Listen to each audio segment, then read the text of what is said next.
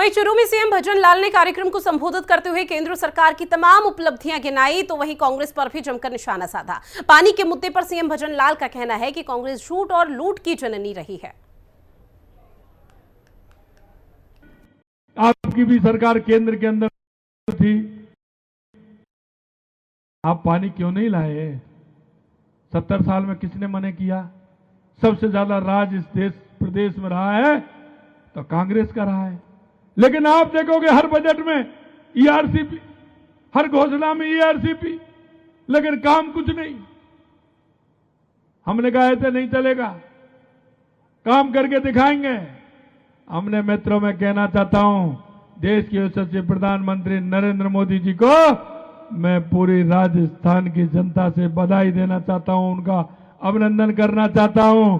मैंने ईआरसी की बात रखी, उन्होंने मध्य प्रदेश से कहा और मेरे से कहा। मैंने मध्य प्रदेश के मुख्यमंत्री जी को फोन किया और 3 दिन के अंदर पूरा मसला सेट करके ईआरसीपी योजना को मूर्त रूप देते हुए और उस पर समझौता करने का काम किया। 13 जिलों को पानी मिलने वाला है, आज के 21 जिले हैं।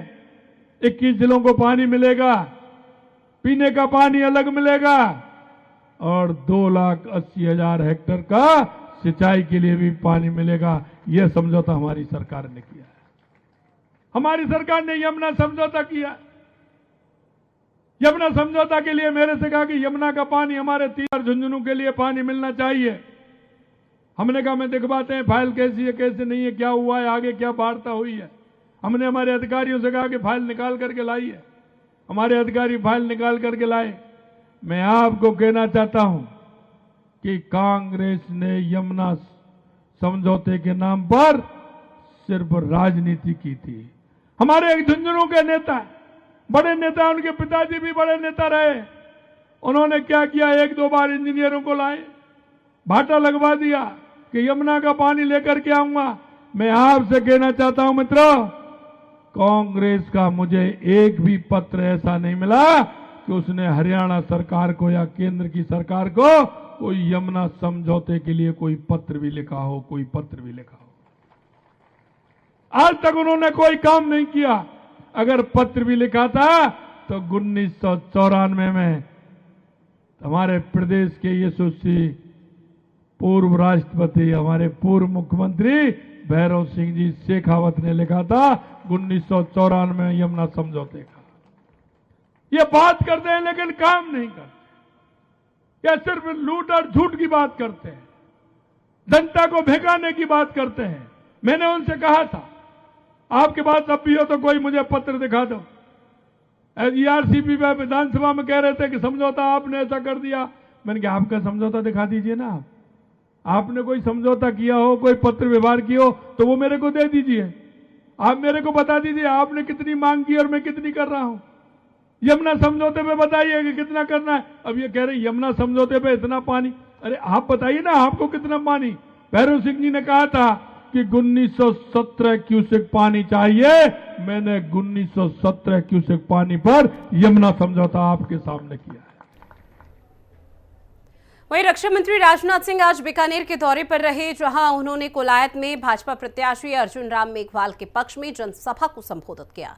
रक्षा मंत्री राजनाथ सिंह ने कहा कि राजस्थान में कांग्रेस सरकार के दौरान कानून व्यवस्था नाम की कोई चीज ही नहीं थी।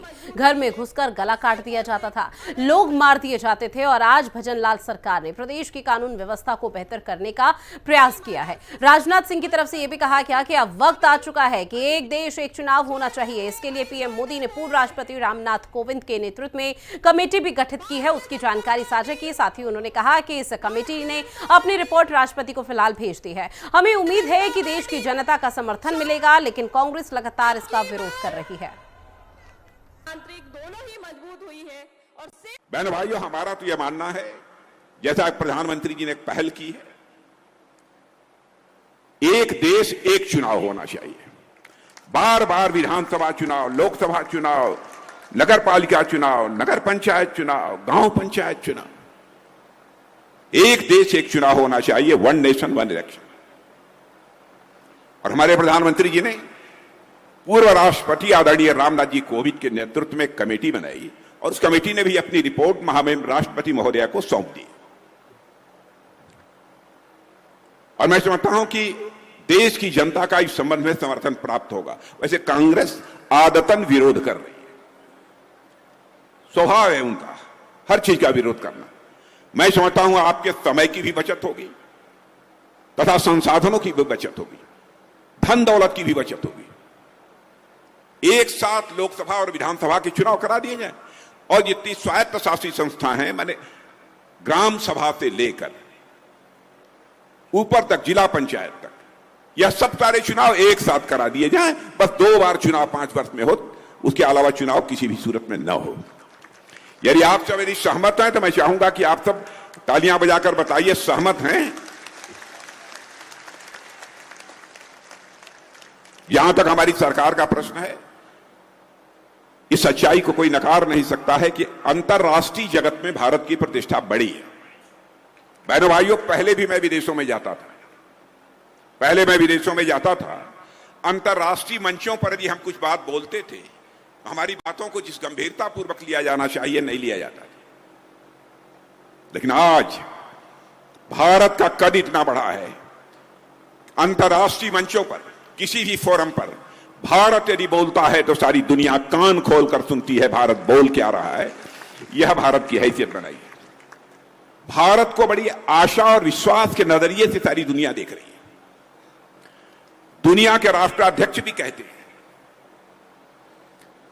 कि पूरे विश्व में 21वीं सदी यदि किसी की होने वाली है तो भारत की होने वाली है। बहनों भाइयों, इससे बड़े गौरव का विषय हम सबके लिए क्या हो सकता है। और इसका श्रेय यदि दिया जाना चाहिए तो हमारे देश के प्रधानमंत्री आदरणीय नरेंद्र मोदी जी को दिया जाना चाहिए। जिस तरीके से उन्होंने इस देश का नेतृत्व किया है, क्या हमारे लिए यह कम फक्र की बात है कि हमारा प्रधानमंत्री यदि दुनिया के दूसरे देशों में जाता है तो यहां पर हमको हिंदू मुस्लिम के आधार पर मुसलमान विरोधी हैं, ये हैं, वह हैं कहकर बदनाम करने की कोशिश की जाती है। बहनों भाइयों, आपको जानकर खुशी होगी, अरब के 5 देशों ने जो उनका सर्वोच्च सम्मान होता है वह पहली बार यदि किसी को दिया है, हमारे भारत के प्रधानमंत्री मोदी जी को दिया है। और एक छोटी सी घटना मैं बतलाऊं, यहां सेना के लोग भी बैठे होंगे, पूर्व सैनिक बहुत सारे लोग होंगे। हमारे नौसेना के, नेवी के कुछ ऐसे जवान जो कि कतर में काम कर रहे थे और उनको किन्हीं मामलों में वहां की अदालत ने फांसी की सजा दी। गंभीर संकट हम लोगों के सामने पैदा हो गया। मैं भी बेचैन हो उठा। हर के बावजूद हमारे पूर्व सैनिक, हम वर्तमान सेवा में तैनात सैनिकों की जितनी इज्जत करते हैं उतना ही हम अपने पूर्व सैनिकों की भी इज्जत करते हैं।